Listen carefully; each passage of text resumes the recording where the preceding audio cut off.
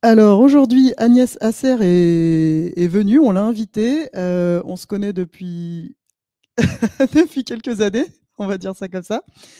En tout cas, ce qu'il faut savoir sur Agnès, c'est qu'elle aime les sciences, elle aime comprendre les choses. Aujourd'hui, elle travaille en tant que développeuse chez Hbang. Et une autre de ses particularités, c'est qu'elle explique très très bien les choses complexes. Et c'est exactement pour ça qu'on lui a demandé de venir aujourd'hui. Donc merci de l'applaudir.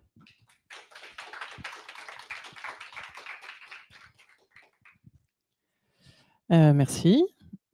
Bonjour à madame et à tous. Non, vous êtes 2. OK. Bonjour à toutes et à tous. Alors, donc on est sur le dernier créneau de talk, de la matinée et je sais que c'est un créneau qui peut être un petit peu, complexe à gérer. Donc si vous êtes très, très pressés de partir, je vais commencer par la conclusion. Donc, durant, cette, petite conférence que vous avez écoutée avec beaucoup d'attention, vous avez entendu que oui, mettez de l'authentification forte, mettez de l'authentification multifacteur sur vos applications, mais pas n'importe comment. En fait, imposez-la aux profils qui vont avoir accès à des données personnelles en masse et cette question de données personnelles, c'est vraiment la base de votre analyse de risque en termes de sécu.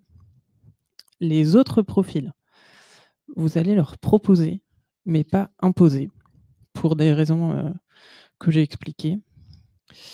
Techniquement, la double authentification, c'est facile parce que les outils existent et il n'y a qu'à les mettre en place.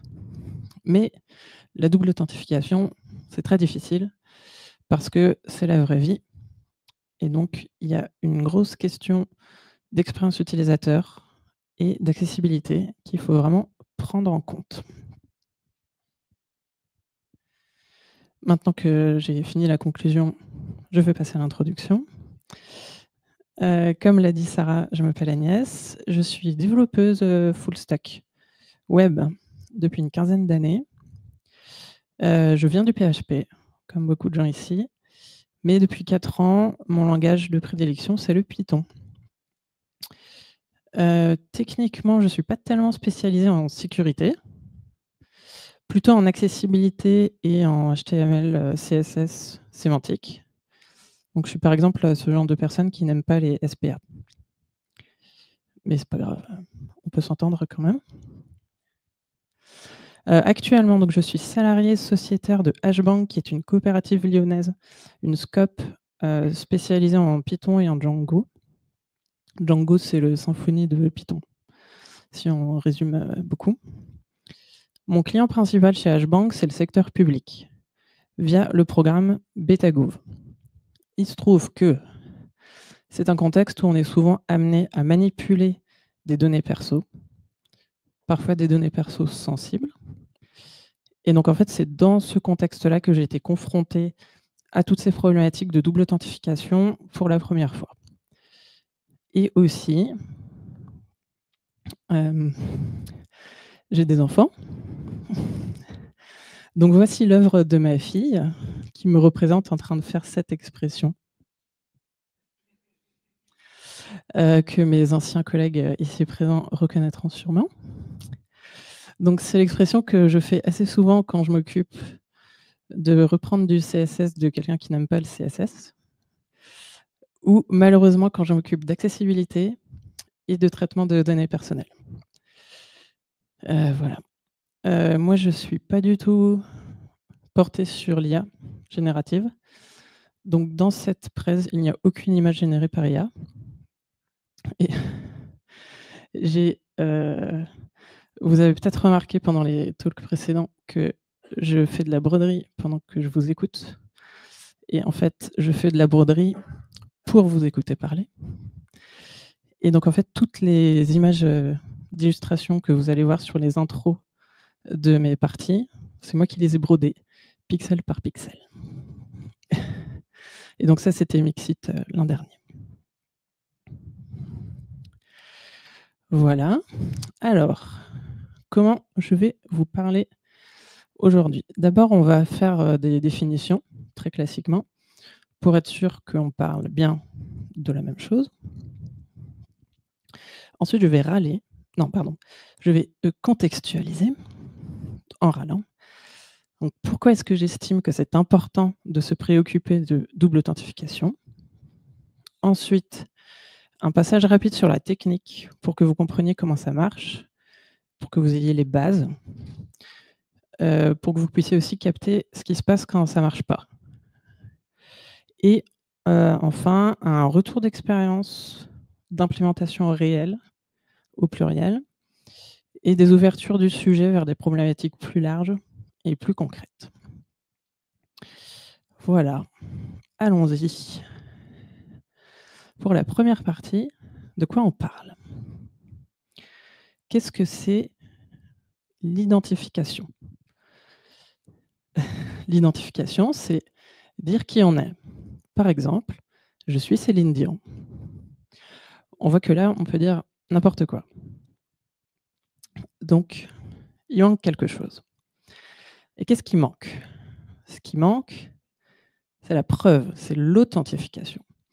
L'authentification d'une personne, d'un utilisateur, c'est apporter la preuve de son identification, c'est dire qui on est. Et comment on fait quand on est un humain et qu'on veut prouver à un ordinateur qui on est? Ça s'appelle un facteur d'authentification, un moyen de preuve. Donc, il y a 3 types principaux de facteurs d'authentification. Le premier, c'est le facteur de connaissance, quelque chose que je sais. Donc, très typiquement, un mot de passe. C'est un facteur de connaissance. Un facteur inhérent, on va aussi quelque chose que je suis. Donc là, on va parler de facteurs biométriques. Les scans d'empreintes digitales, les Face ID sur les iPhones. Donc, d'après l'ANSSI, l'Agence nationale de sécurité des systèmes d'information, va vous dire que l'authentification biométrique seule n'est pas suffisante pour un certain nombre de raisons. Et donc, on ne va pas l'utiliser seule, toujours en combinaison d'un autre type de facteur. Et vous avez les facteurs de possession, quelque chose que je possède, et idéalement que je suis la seule à posséder. Donc, très concrètement, ça va être des appareils physiques que vous avez en main, que vous avez dans la poche, autour du cou, n'est-ce pas Valentin? Et qui contient une clé cryptographique. Et en fait, c'est cet appareil qui vous authentifie auprès du service. Quelques exemples de facteurs de possession. Vous avez déjà vu des téléphones avec une appli TOTP dessus? Oui? Non? Vous avez déjà vu des YubiKey ou leur variante, oui, leur variante libre, les NitroKey, que j'ai mis en photo ici. Et par exemple, chez le médecin ou chez le kiné, les cartes CPS, pour carte de professionnel de santé, c'est extrêmement recherché comme acronyme. En fait, elles contiennent une puce qui va permettre aux professionnels de s'authentifier auprès de l'assurance maladie. Et j'ai oublié mon propre facteur dont je voulais vous faire la démo aujourd'hui, parce que je suis partie trop tôt. Bref. Donc si on retourne sur les définitions, la double authentification, ou aussi authentification à 2 facteurs, multifacteur, c'est une authentification qui va utiliser 2 types différents de facteurs. Par exemple, un mot de passe couplé avec un code OTP sur votre téléphone, c'est un facteur de connaissance mixé avec un facteur de possession. Quand vous utilisez une passkey ou une YubiKey qui est déverrouillée par votre empreinte digitale, c'est un facteur de possession couplé avec un facteur inhérent. Et l'authentification forte, c'est pas exactement la même chose que la double authentification. Quand une authentification forte, c'est une authentification qui utilise au moins un moyen d'authentification robuste au sens cryptographique du terme. Donc, robuste au sens cryptographique, ça veut dire bonne grosse clé, difficile à casser. Et donc, il y a un certain temps, robuste, ça voulait dire que la clé était très grosse en termes de chiffrement RSA, par exemple. Et maintenant, on veut plutôt changer d'algorithme. Donc, les clés asymétriques SSH que vous générez ces dernières années, elles sont plus petites, mais elles sont plus difficiles à casser parce que l'algorithme derrière n'est pas le même. Donc ça, c'était la parenthèse. Et donc, par exemple, si on retourne sur l'authentification forte, les YubiKeys, les passkeys, c'est bien de l'authentification forte parce que c'est un algorithme de chiffrement derrière qui est robuste, mais c'est pas de la double authentification parce que les YubiKeys, c'est juste un facteur de possession. Donc voilà, moi, pour me connecter à GitHub, il peut me demander une passkey ou pas. Et donc, par exemple, pour travailler pour Betagouv, on est obligé d'activer de l'authentification forte sur son GitHub. Alors, est-ce que c'est clair, cette première partie de définition? Maintenant, je vais vous parler du contexte qui doit se préoccuper de double authentification. Je résume, il faut se préoccuper de double authentification avant que ce soit trop tard. C'est-à-dire avant que quelqu'un remarque qu'il y avait un défaut d'authentification sur votre site. Pourquoi? Et plus généralement, pourquoi est-ce que vous vous préoccupez de sécurité en général sur vos sites web? Est-ce que c'est pour protéger la réputation de votre entreprise? Est-ce que c'est éventuellement pour garder votre taf? C'est une raison légitime. Mais en fait, il y a une raison toute simple qui s'appelle la loi. Qui ici a déjà entendu parler du RGPD? Ah, mais qui ici a déjà entendu le RGPD? Donc là, il y a un private joke qui circule depuis des mois. C'est que apparemment, la première fois que j'ai donné cette conf, j'ai lu le RGPD à voix haute et c'était relaxant. Et donc, on est en train de monter un podcast avec mon collègue où on lit le RGPD d'une voix relaxante et d'autres textes de loi. Donc, je vous le lis. Je vais vous lire l'article 32 du RGPD qui parle de la sécurité du traitement.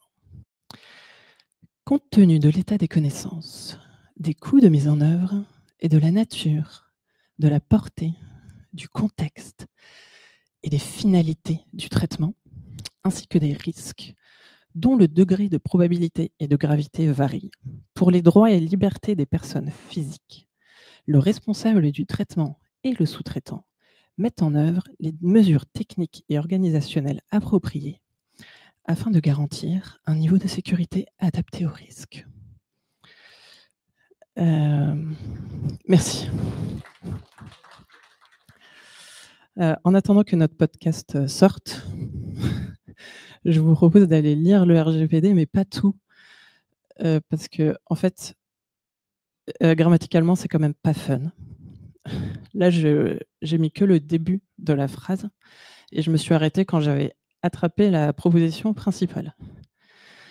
Après, ça continue. En fait, le RGPD, c'est du Proust, mais mauvais Proust. Donc, pour ne pas lire le RGPD en entier et être très déprimé après, je vous conseille de lire d'abord l'article 5, qui est en fait le résumé de l'esprit complexe de cette loi, qui est en fait pas complexe, et l'article 32 qui parle de la sécurité du traitement. Donc, qu'est-ce que je viens de vous lire là, au-delà d'un podcast de relaxation discutable?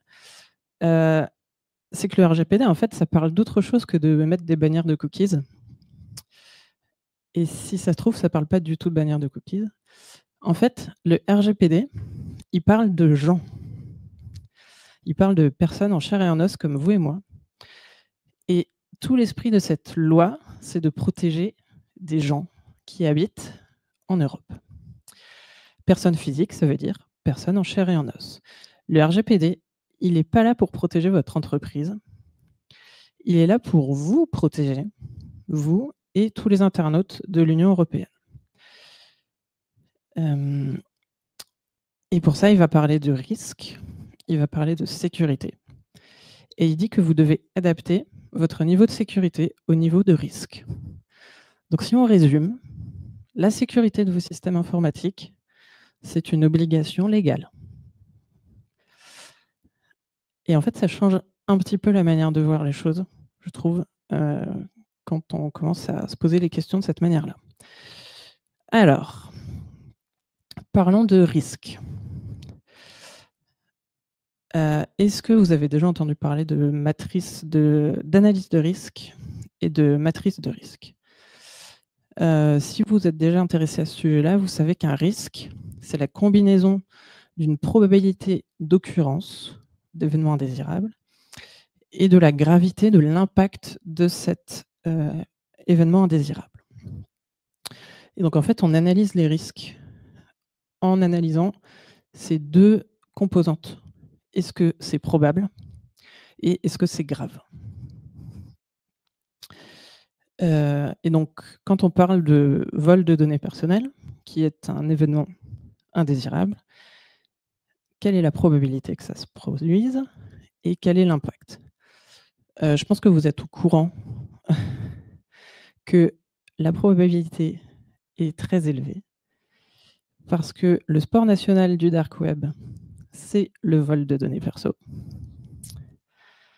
Là, regardez sur bonjourlafuite.eu.org. Il y a de quoi scroller pendant des heures. Mais ce dont vous n'avez peut-être pas conscience, c'est que la gravité d'un vol de données, c'est majeur pour certaines personnes. Par exemple, là, sur la partie gauche de l'écran, c'est une capture d'écran de Libé le lendemain d'un jour où un site d'extrême droite avait appelé à les éliminer, nommément. Donc, ces avocats-là, peut-être ils ont déjà commandé des sushis et ça les emmerde qu'il y ait leurs coordonnées de contact ou leur adresse de livraison sur le dark web. Et après, pour aller un peu moins dans les extrêmes, Free, qui s'est fait voler des centaines de milliers de coordonnées avec date de naissance, nom, prénom, adresse. Autrement dit, le parfait petit kit de l'usurpation d'identité. Donc voilà, donc tout ça pour dire que les données perso, c'est pas des données anodines, même si c'est pas des données sensibles au sens de la CNIL. Les données sensibles pour la CNIL, c'est santé, sexe, religion, politique, tout ça en même temps. Enfin, c'est votre. Je suis pas là pour le juger. Donc, tout ça pour dire, c'est une situation qui n'est pas rassurante. Les données sont de plus en plus accessibles à des gens qui ont de moins en moins de compétences techniques. Et un jour, une de ces fuites va permettre à un agresseur de trouver sa victime. Et c'est nul. Donc, retenez ça. La sécurité des données, c'est la sécurité des personnes. Quand par négligence, vous allez laisser partir dans la nature des identités et des adresses postales, dans le climat actuel, vous allez mettre des gens en danger. Donc, au-delà de l'obligation légale, c'est de l'éthique. Et j'aimerais que collectivement, en tant que profession, on fasse un effort là-dessus.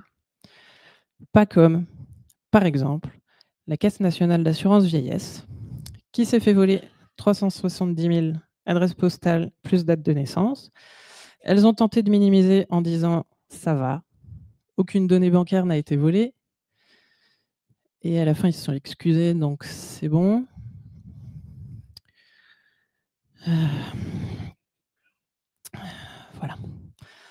un petit point pratique, je peux changer de RIB s'il le faut. Je peux changer de numéro de carte bleue. C'est déjà beaucoup plus pénible de changer d'adresse postale parce que ça s'appelle un déménagement. Et je ne sais pas si vous avez déjà fait, mais c'est chiant. Et je ne crois pas que j'ai de moyen légal de changer de date de naissance, par exemple. Il faudrait que je demande à un juriste, mais j'ai des doutes. Donc, en vrai, ce qui est intéressant, c'est le point du milieu, là. Les données ont été volées grâce à des usurpations de comptes de prestataires utilisant le portail.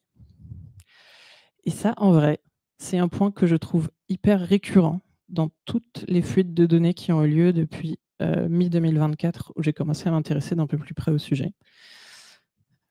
Le modus operandi des voleurs de données perso, des méchants, c'est pas on va s'introduire sur le serveur pour récupérer un dump de la base. Peut-être que ça arrive encore, mais c'est beaucoup moins le cas maintenant. Le modus operandi maintenant, c'est on va essayer de compromettre un compte privilégié. Et on va utiliser celui-là pour voler les données des autres comptes. Et personnellement, la seule fuite de données que j'ai vécue en tant que prestataire, c'est exactement comme ça que ça s'est passé. Donc les fuites de dump, ça existe moins qu'à une époque. Donc la vraie question, c'est comment on empêche les comptes privilégiés d'être compromis. En résumé de cette question, de cette partie, les données de vos internautes sont précieuses. Ils vous les ont confiées. Soyez-en dignes. Pour ça, imposez de l'authentification forte pour les administrateurs. Et on parle d'administrateurs au sens large. Ça veut dire vos collègues de la compta, vos prestataires de livraison, les stagiaires s'ils ont accès à la liste. C'est ça le vrai risque pour les données perso de vos usagers. Tous les comptes qui ont accès à des données personnelles en masse, qui peuvent afficher une liste, c'est ceux-là qui sont hyper sensibles. Et pour les autres, les simples internautes, ceux qui ont accès à leurs propres données perso, en option, vous pouvez leur proposer de la double authentification ou de l'authentification forte, surtout si vous avez des données sensibles ou des données bancaires.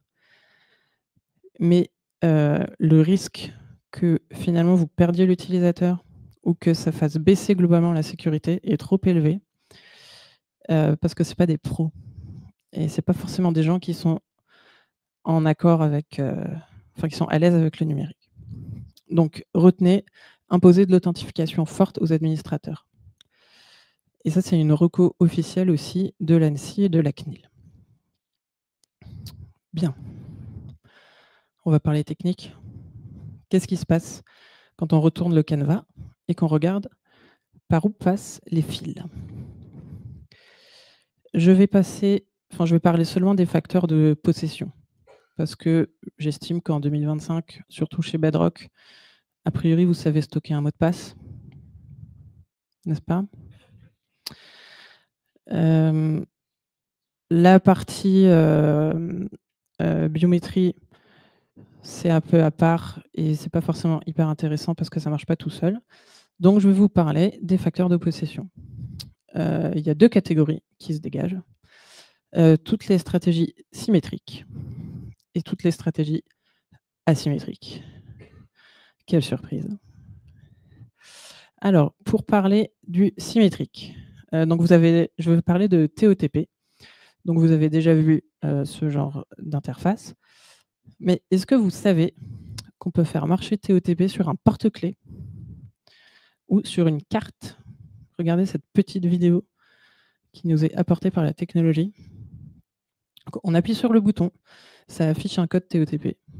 Et ce code, il se trouve qu'il change toutes les minutes. Donc, vous savez que TOTP, ça marche même quand votre téléphone est en mode avion. Et la démonstration la plus magistrale de ça, c'est que ce machin, cette carte, et dans Connect. Elle n'a pas de connexion Internet, elle n'a pas de carte Wi-Fi et elle peut calculer du TOTP quand même. Donc, comment ça marche TOTP? Ça veut dire Time-Based One-Time Password. Je vais vous expliquer comment ça marche. Et là, vous allez voir que je suis câblé un petit peu bizarrement, puisque moi, j'appelle ça l'algorithme sourcil. Pourquoi? Parce que c'est basé sur un secret partagé. Vous, humain, quand vous partagez un secret avec quelqu'un, vous ne voulez pas redire le secret à voix haute, alors vous allez faire des sous-entendus avec vos sourcils. Je sais que tu sais. Haussement de sourcils entendu. Donc, ça se passe un petit peu pareil avec le TOTP. Donc, au début de leur histoire de sourcils, le client et le serveur génèrent une clé. Cette clé, c'est un ensemble d'octets aléatoires. Il n'y a pas grand-chose d'intéressant sur la génération de cette clé. Et ils la partagent de manière sécurisée. Donc, il y a quand même beaucoup de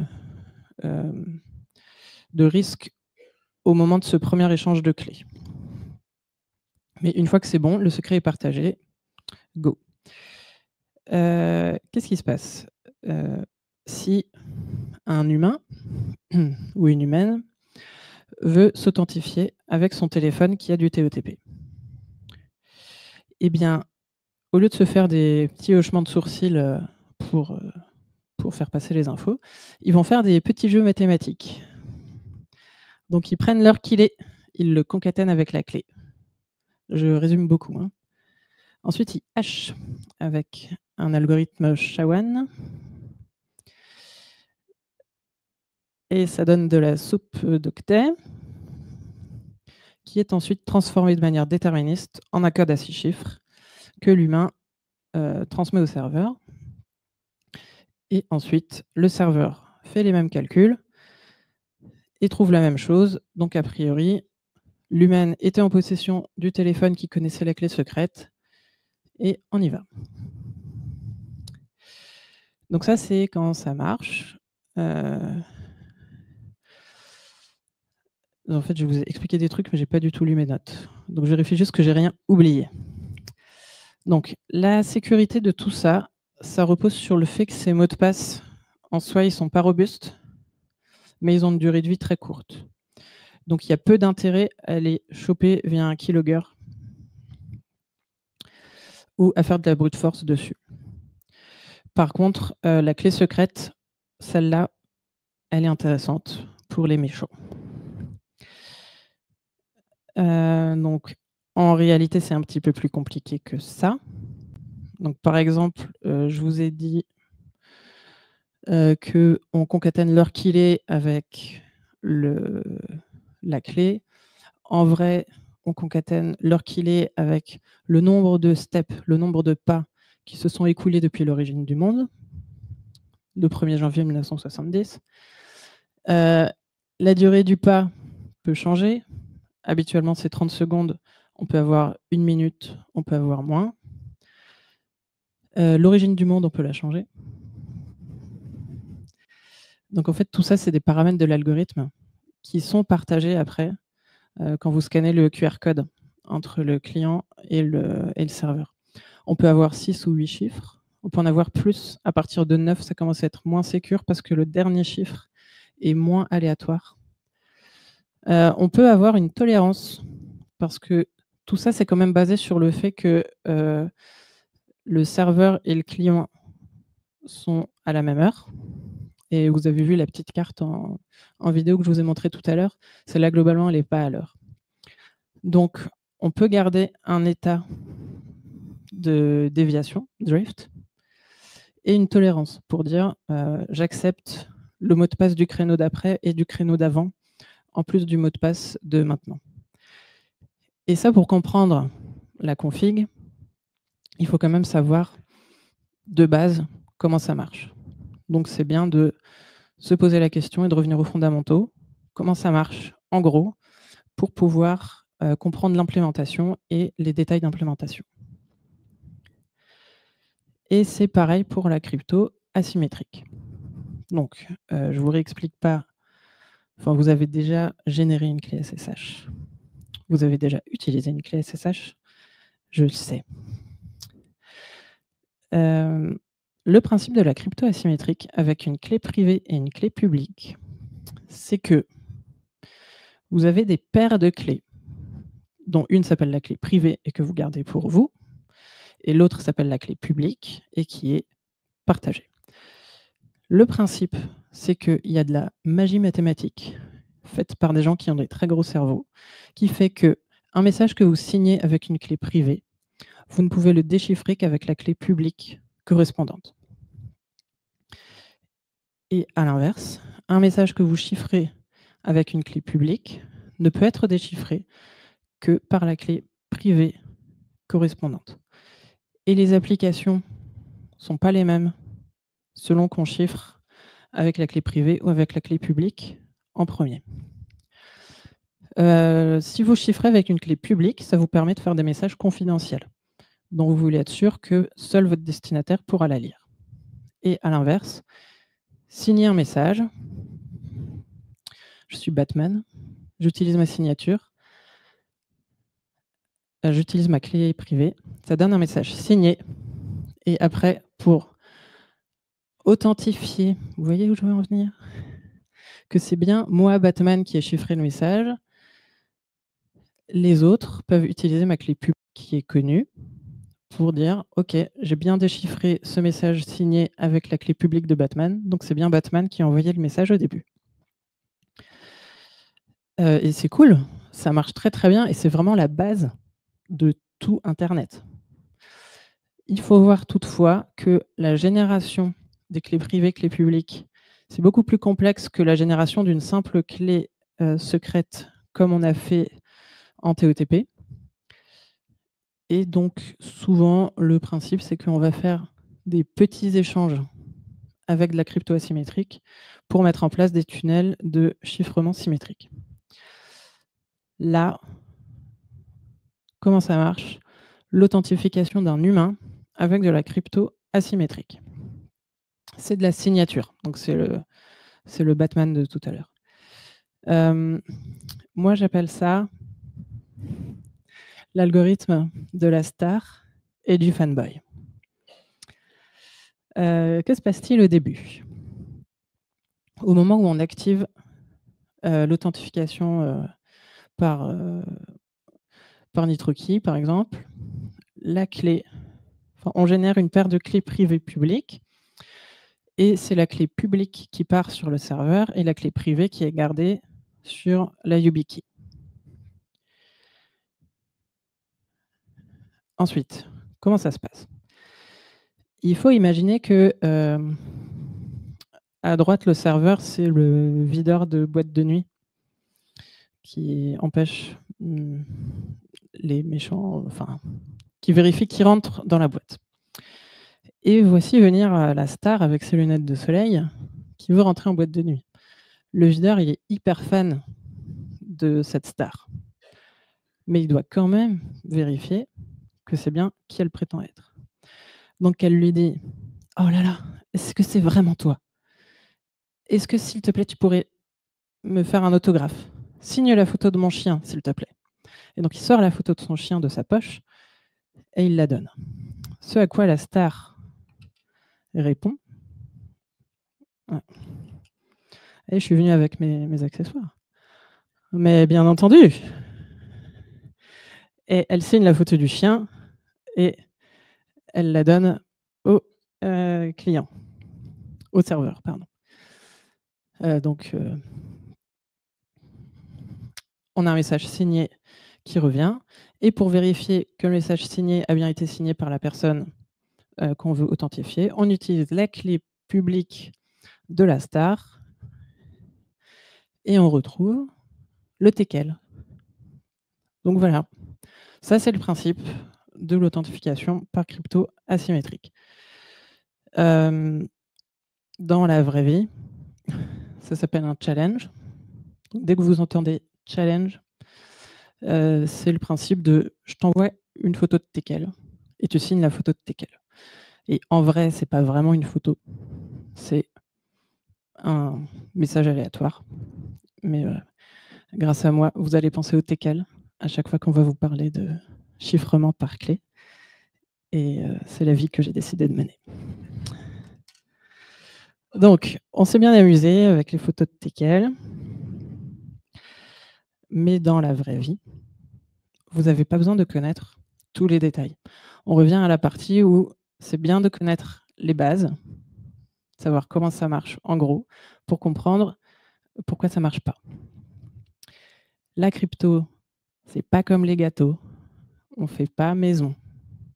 On utilise des outils qui sont déjà faits, des algorithmes qui sont publics, des bibliothèques, des librairies qui sont open source, parce que en fait, l'open source permet quand même du contrôle, évite l'effet boîte noire.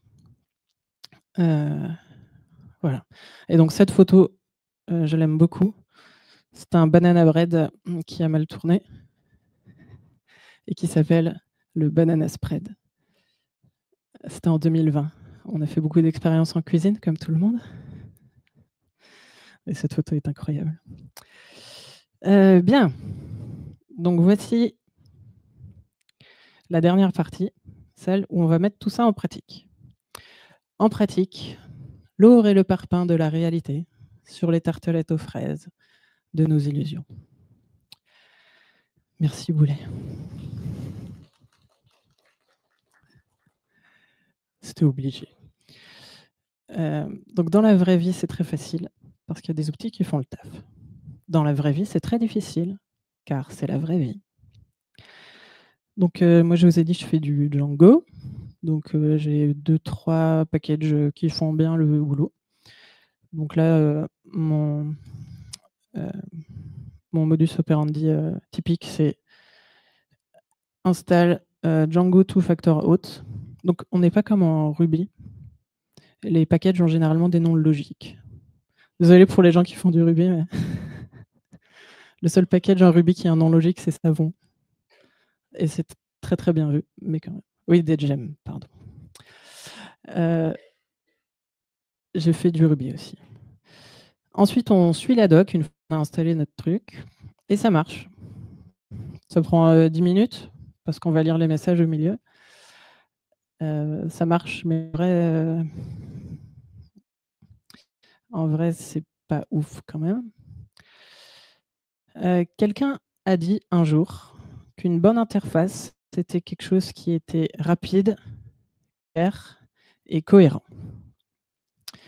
Alors, c'est rapide, c'est pas clair. Et je vais vous expliquer pourquoi. Est-ce que vous comprenez le principe d'authentification à 2 facteurs?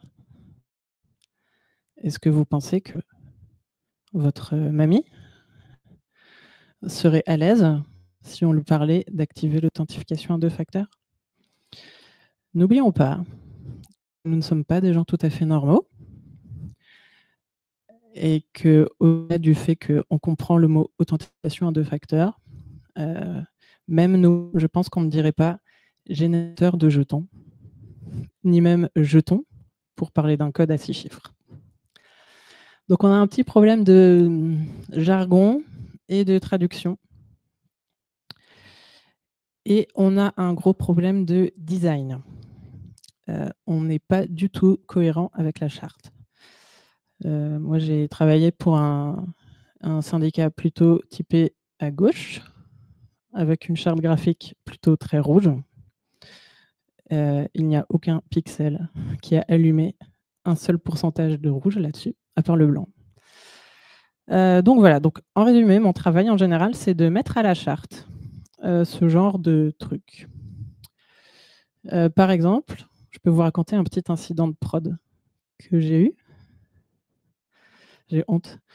Ça, c'est du code tiers. C'est du code tiers. J'ai pas besoin d'écrire des tests dessus. La suite nous a montré que si, il aurait fallu. Mon client vient me voir et dit « Est-ce que tu pourrais juste… » changer nom d'utilisateur en adresse email parce que mes usagers ils vont pas comprendre nom d'utilisateur. Et je dis mais bien sûr. Et en fait, c'est un template. Moi, je débutais un petit peu sur les questions de traduction en Django, donc je ne savais pas comment traduire ce truc proprement, donc je l'ai fait à la cradasse. Et donc, j'ai juste coupé l'accès à tout le monde avec un petit bug à 17h45. Et c'est pas grave, on va juste faire un rollback. Si c'était juste un problème de template, c'est mineur. Et en fait, le script de rollback ne marchait pas. Et comme c'était un site avec des données ultra sensibles, je n'avais pas accès direct au serveur, mais le client, oui. Donc, je lui ai dicté les commandes manuelles en ligne de commande de rollback pour changer le lien symbolique de la nouvelle version vers l'ancienne. C'était un mardi soir intéressant. Donc après, j'ai ajouté des tests sur ce code tiers qui vérifie que tout le monde peut se connecter. Alors ici, par exemple, à l'inverse, c'est une interface que je trouve parfaite. Il n'y a pas de jargon. Ça parle aux utilisatrices du formulaire. Donc vous êtes un Winedent professionnel. On peut vous connecter. Vous nous donnez votre mail et pas votre nom d'utilisateur.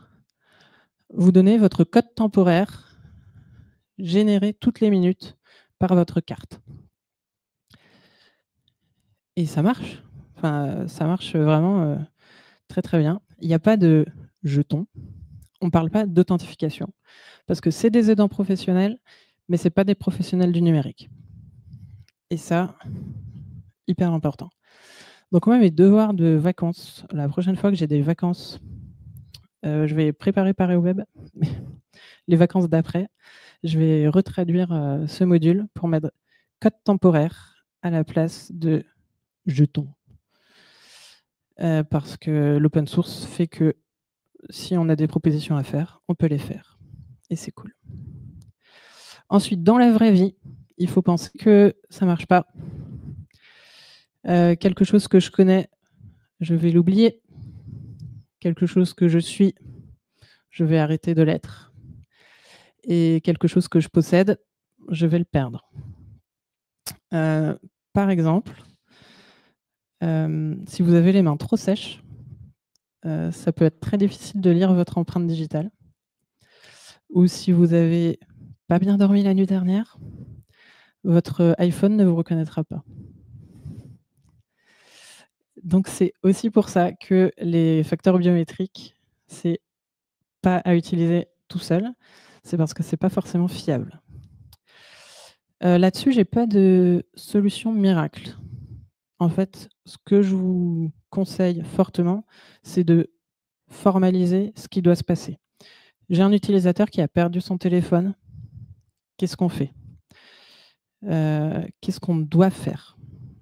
Parce que moi, la dernière fois que j'ai perdu mon téléphone, j'ai envoyé un message à quelqu'un, enfin un de mes collègues, pour lui dire « Tu peux me désactiver la double authentification, s'il te plaît ?»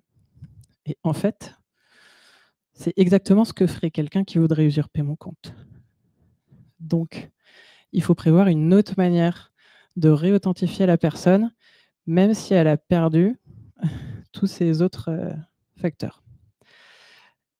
Et donc, on peut faire de l'authentification à double facteur. C'est la blague qui ne marche qu'en français. J'ai donné cette conf en anglais, je n'ai pas mis cette blague. Donc là, vous avez 2 facteurs de la poste sur la photo. Le premier dit « C'est bon, c'est bien lui ». Et le deuxième répond « Oui, c'est vrai ». Et en vrai, la poste fait de l'authentification. Est-ce que vous avez déjà utilisé France Connect Plus? Vous pouvez aller en bureau de poste pour activer votre identité France Connect Plus.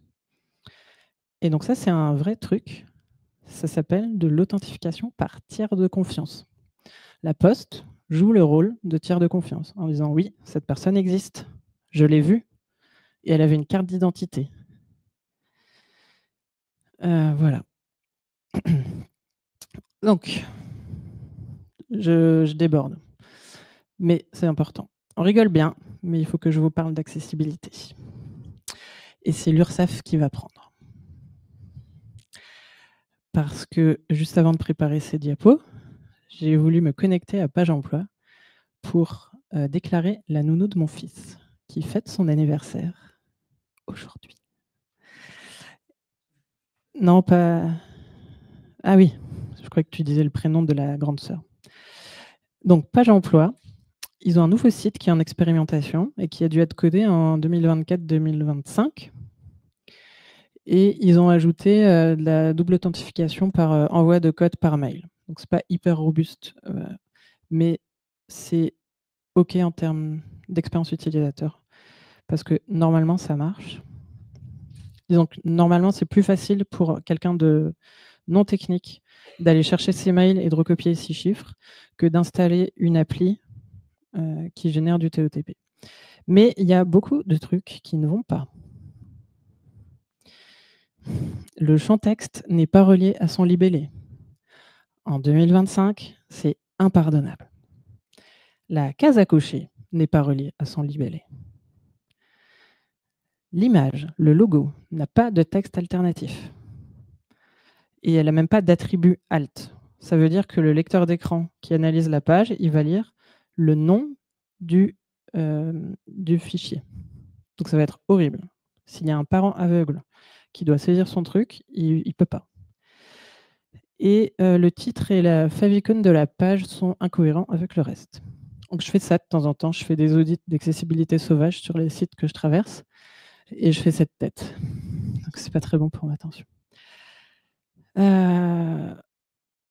Et vraiment, enfin là en fait, on a fait l'équivalent d'avoir un... Et le reste du site en vrai est bien. En termes d'access, il est vraiment pas mal.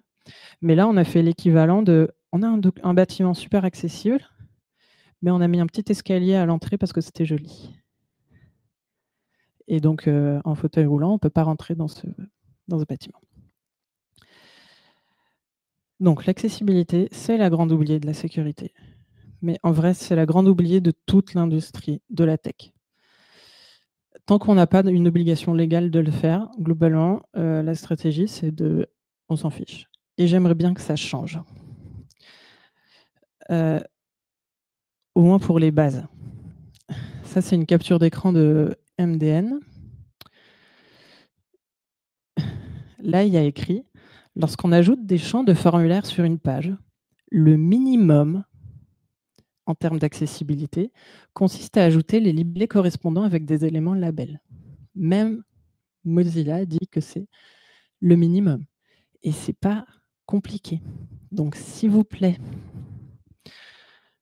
la base, le minimum, quand vous intégrez des librairies, vérifiez que vous avez le minimum, que vous pouvez l'utiliser au clavier. Voilà, s'il vous plaît.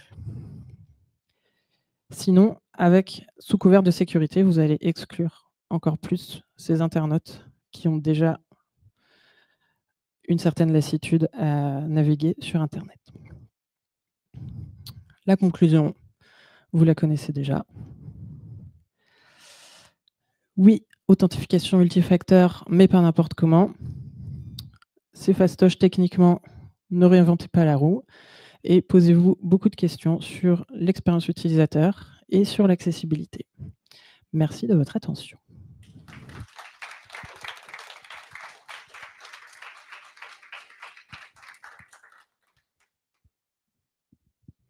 Est-ce que vous voulez poser des questions maintenant ou est-ce que vous voulez manger ?